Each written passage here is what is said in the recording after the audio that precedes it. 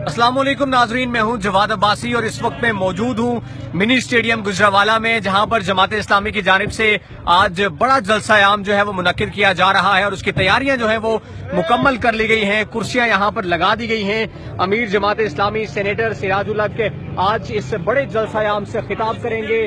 शुराका की आमद कुछ ही देर में यहाँ पर शुरू हो जाएगी और एक बड़ा स्टेज जो है वो यहाँ पर लगाया गया है, जहाँ पर जमात इस्लामी के कायदीन जो हैं वो यहाँ पर बैठेंगे और खिताब करेंगे शुराका के साथ। जमात इस्लामी ने मुल्क गिर जो हुकूमत के खिलाफ, महंगाई के खिलाफ एक बड़ी तहरीक शुरू कर रखी है, जिसका आगाज बाजोड़ से किया गया था, वो अब पंजाब में दाखिल हो चुका है। और इसके बाद जो अगला पड़ाव है जमात इस्लामी का, वो 27 दिसंबर बरोज इतवार कला ग्राउंड लकी मरवत में होगा।